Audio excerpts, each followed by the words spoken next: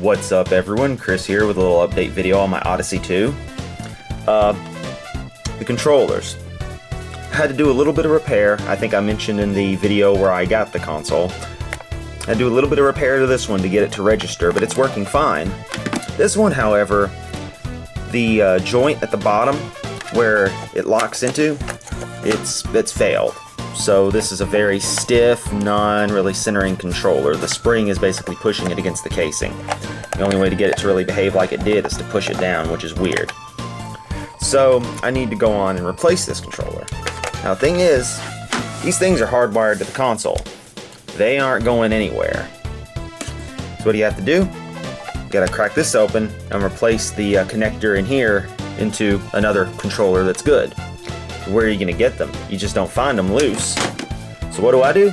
I go to Disconnection, mention this to the guys. They sell me another one for parts, cheap, good price. They aren't gonna sell it to anybody else. No one else wants this crazy old stuff. This controller, working fine and dandy. This one, not so good. It feels a little rough. It's stiff, kind of like the other one. It doesn't seem to be completely broken, but it's a little far gone. But this one's perfectly good shape. So what I'll do is I'll crack this one open, trade it out onto this one, and have a fully working unit, and have a second one to just use as a display, a backup, you know, for components, what have you. So what we're gonna go on and do is crack these babies open and do the change out. Now, as I may have mentioned in the original video, these are some really nice feeling controllers for their time. They just use a giant industrial spring on the inside. It's a little dusty, could use a cleaning, but it's got a really nice feel to it, really sensitive, a really good controller. The button feels nice, and it's all around comfortable for something from this era. But for, I guess, cost effectiveness, they decided to make them, you know, hardwired, which is not exactly the most pleasant thing. You know, because if something breaks, you gotta go through this kind of effort to change it out. Of course, back then, I can't imagine too many people trying to do their own repairs to these, but, you know, it happened. Otherwise, it's pretty straightforward. Little top piece, just a little probe right here for the button. September 23rd, 1981. This is pretty old. And there's all the controller consists of. There's the spring that gives it the really good tension. A little basic sort of push ring that pushes down these sensors and gives the 8-directional movement. And there's the adapter for the flat flex cable. So what I'll do is I just very carefully remove that, pop this on out, and there's a free controller, ready to replace the broken one. Still works. There's the screws. Nothing too special. I've seen modifications where people have rigged Atari 2600 compatible ports and other connectors on here, and it doesn't seem like it'd be too bad, but I don't feel like doing that, at least not with one unit, but since I have two now, that might not be too bad a thing to do. I might look into that sometime. But for now, let's go on and do the replacement. Now once again, we'll take a look at the controller that I am replacing. It's just gone. I mean, that's not supposed to happen. This thing uses sort of a ball socket, sort of screwed in joint to keep position and to cause that recentering when the spring pushes. And it's just broke. It's gone. It was probably played with quite a bit and it just failed. So we'll go on and crack it open. Bump the tripod. It's not a good video unless I bump the tripod. And you can already see that the spring's pushing against that. So it's coming. If we go on and undo this, forgive me, I'm filming at a very weird angle, so yeah, you can see it already pop on open, and yeah, it should be locked down there like this, and that's where it sockets into down here. It's just gone. I mean, it's you can't repair that. It's not happening. It's just not happening. But the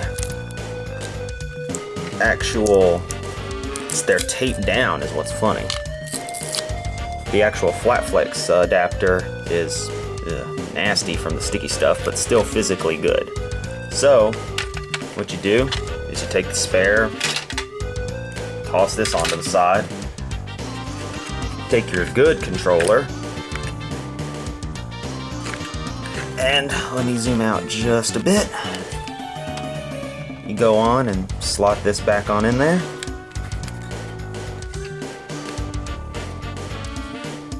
Getting it to come in just right can be a bit of a pain. And if we switch to a slightly more detailed view right here, all you do is you take the flat flex cable and you slot the controller back over it.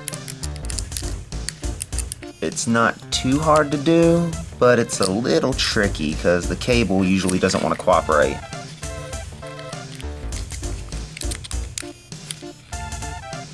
Don't know what the viewfinder's capturing now, because I'm focusing all my vision on this itself. There we go.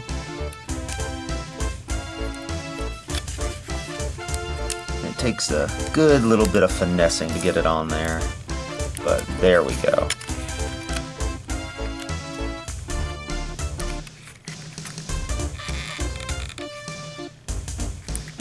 You gotta take advantage of the tension that the flat flex cable has. Under just the right stress, it tends to push against where you're pushing, and instead of crunching up, it'll sort of shove itself back in. Because now you can see it's mostly on there. It's a little bit off, but I'll get it socketed. So it should work fine now. Keyword is should. Now, of course, the last major thing is going to be placing one of the covers back on so that the fire button is usable, seeing that everything feels right, bringing it on over, and getting the screws back in there. That's one of the things I like about these older consoles, even up to the Nintendo, Super Nintendo, Sega Genesis. You can still do easy, controller repairs and, fix this, fix that without really risking too much. Things are just that simple because it's mostly basic electrical, contacts. There's not even a microcontroller in this. It's literally just electrical impulses sent back to the main machine. But otherwise, as far as this goes, it gives you some idea on how this thing's designed. Pretty good for its time. Doesn't age well though. There's that flat flex cable and the tape holding it together. It's a pretty nice assembly though, and once again, it's a really good feeling controller. But when it breaks, it breaks. Ah well. At least this gives me something to mess around with. And it does give me a second Odyssey 2 to experiment with. So, in another video, I might just go on and disassemble that for you. Anyway, big thanks go out to the guys at Disconnection, because they're awesome. Hopefully sometime soon I might be doing a video inside of there just to show you the store and do whatever. We're in talks with it. It could happen. You never know. If it doesn't, it is what it is. But yeah, thanks to them. Thank you for watching. Catch everyone later. Peace.